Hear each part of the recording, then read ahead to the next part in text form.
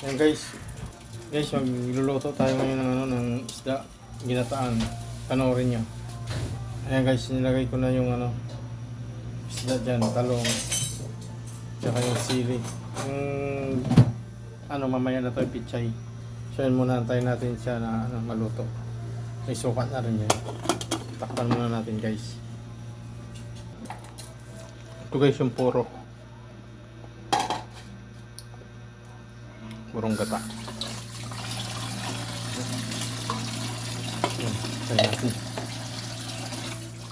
Guys, tingnan natin guys. Kumulo na. Kumulo na siya guys.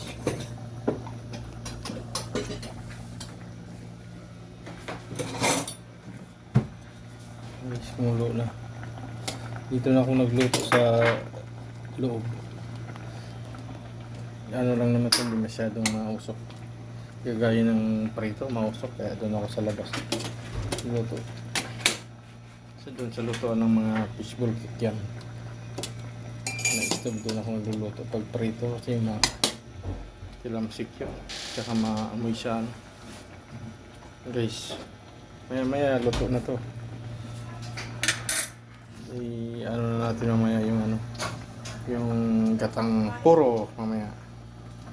Guys, ito sauce ng ng kikiam at saka fishball yan.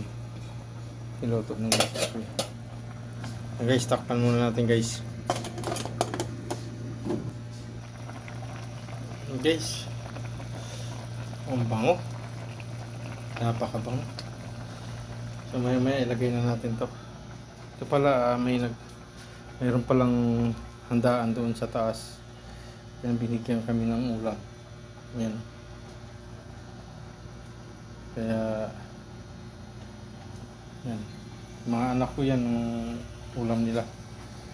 Kasi di sila gaano sa isda. Bumili ako kanina ng saging. Ito pang laga. May hinog pa ako dyan. Yan guys. Ito mamaya ilagay ko na yung tina lang yung lagay ko na ito tsaka yung purong gata.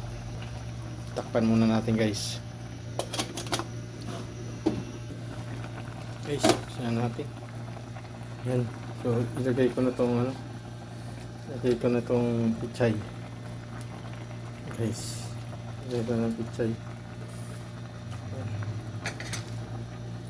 guys. Tapos ilagay ko na tong purong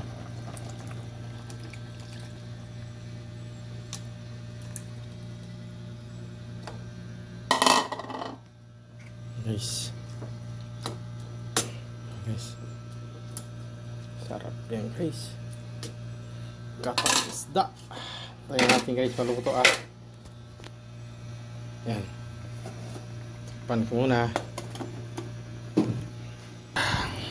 yan guys.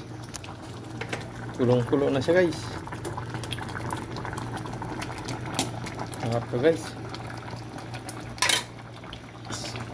Ilan na to mamaya. Sarap yan guys oh.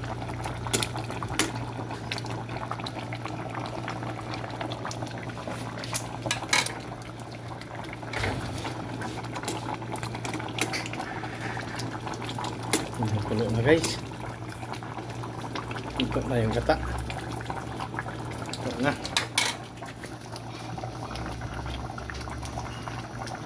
Guys, ito na yan.